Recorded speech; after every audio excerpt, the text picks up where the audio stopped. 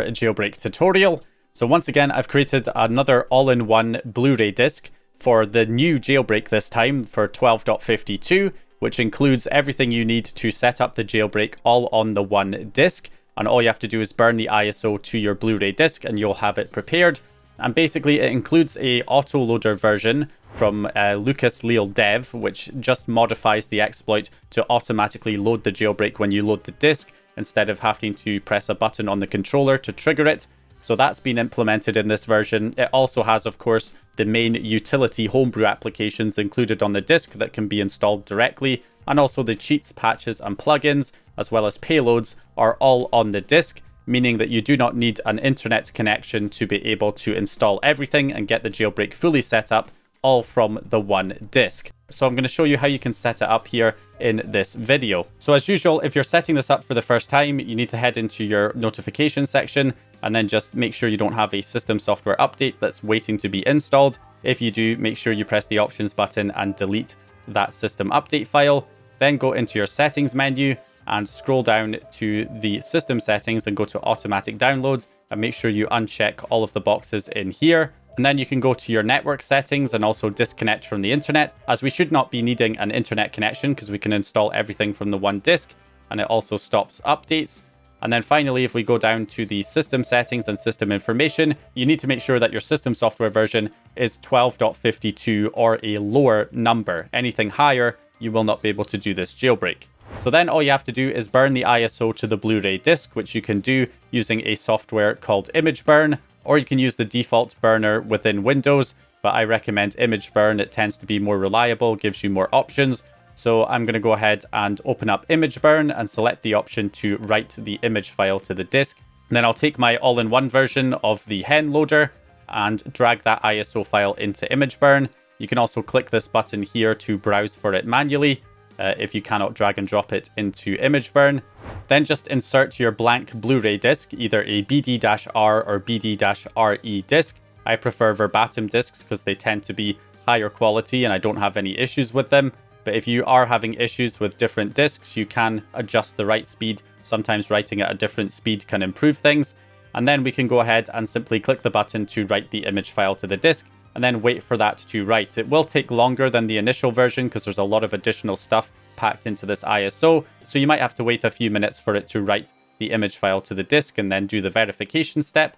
But once it's done, it should say the operation was completed successfully. And then you can eject that disk and insert it into the PS4, which brings us over to this stage here where we have the disc inserted. We've got the hen loader all in one. Unfortunately, when you load a Blu-ray disc for the first time and you've never connected to the internet before, when loading a Blu-ray disc, it will require you to enable the internet connection for Blu-ray playback. This is only required once just to enable the features and activate the licenses. Once that's done, you can disconnect from the internet and you'll still be able to load Blu-ray discs when offline, but you will have to enable the internet connection at least once to enable that feature to be able to launch the Blu-ray disc.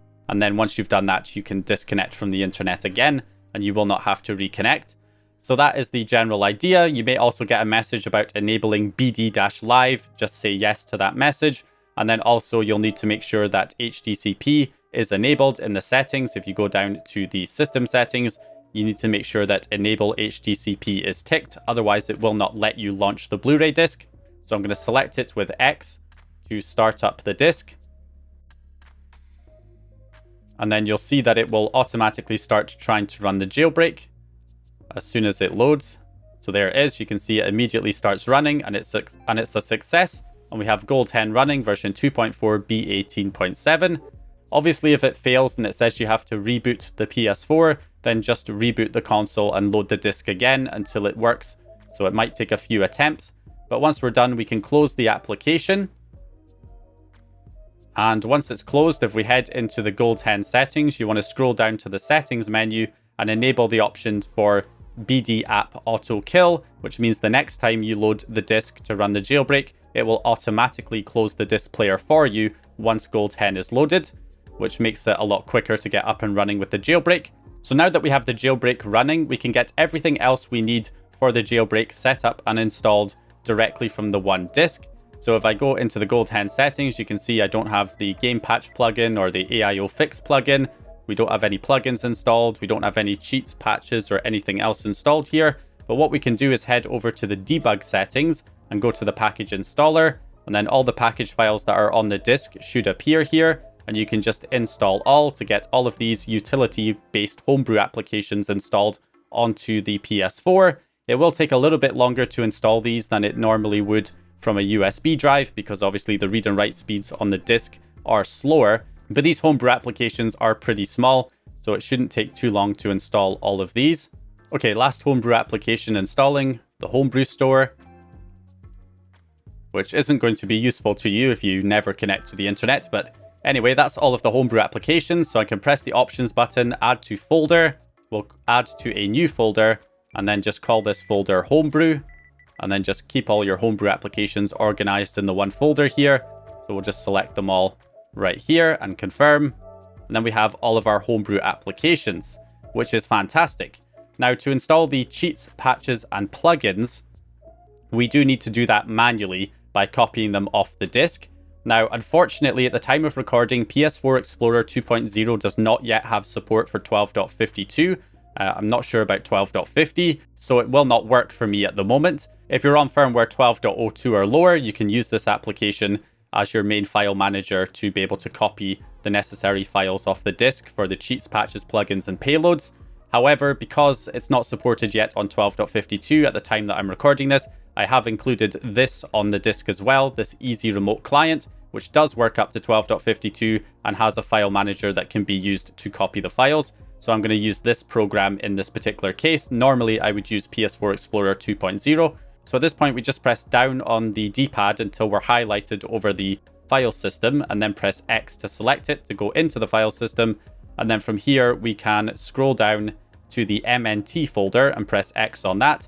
Then go to the disk folder, press X on that. So this is all the files on the disk. And then we can go into the extras folder. And then we want to press square on Cheats Manager and press square on Payloads to highlight both of them. And then we can press triangle and select the option to copy those two folders. And then we can simply press X on the two dots to go up a directory. And then keep doing that until you get back to the root directory here. And then from here, we're going to go up to the data folder on the hard drive. And then we're simply just going to press triangle and then select the paste option. And that is going to paste into that location. We'll say ask for confirmation for overwriting. Always use this option and continue. And that's going to copy those files over to the data folder. So you can see we now have a Cheats Manager folder copied over here and a Payloads folder copied there as well. So once that's done, we can go ahead and simply close the application. And that's us got those things copied over. So the final thing we need to do is install the cheats, patches, and plugins, which we can do using the PS4 Cheats Manager. So we'll select this option here. Okay, so once this application loads, we can go to the update section. And we want to go to update cheats, patches, and plugins from the HDD. Select that option there. And there we have our cheats, patches, and plugins that we copied to the HDD using that file manager. So we'll update the cheats from the HDD, and that will extract the zip file and gets all the cheats installed. And then we'll do the same for the patches. Successfully installed offline patch data. And then we'll also do the plugins, successfully installed the plugins. And that is it. So if we head back here, we can see that if we go into the cheats section, loading game cheats, and as you can see, we have lots of cheats available. 2,890 games we have the cheats for. So the cheats have been successfully installed. The patches, we can see we also have all of the patches available as well. So that has successfully been installed. And as for the plugins, if we go ahead and close out of our PS4 Cheats Manager, head back to the Gold Hen settings, go to the plugin settings, you can see we can now enable the plugins loader and the game patch plugin, because we have the cheats, patches, and plugins already installed. So that is how you get that all set up from the one disk. So you can use the PS4 Cheats Manager in the patches section to apply specific patches to your games, like 60 FPS patches, lower the resolution, disable things like film grain and motion blur. So you can do all of that stuff. And then of course, when you launch the game, it will apply those patches. And then also you can hold down the share button once you're in the game to bring up the available cheats that were installed for that particular title. And you'll be able to toggle those cheats on and off by simply selecting them in that menu and then pressing circle to go back into the game, and you'll have those cheats enabled. So that is the general idea, an all-in-one ISO that contains everything you need to set up the jailbreak on the one disk. And if you're not able to burn your own disk, there will likely already be versions of this available on places like AliExpress, where you can buy a disk that is already made for you. And you can just buy one of those cheap discs, and then you'll receive it in the mail and you can pop it in your console and you'll have this available. That is the general idea. So super easy to get things all set up there from the one disk so that you have everything that you need without even needing an internet connection to be able to set that up. So anyway, that's going to do it for this video. Hope you guys enjoyed this one or found the information useful. The download for the all-in-one hen loader will be in the description. And once again,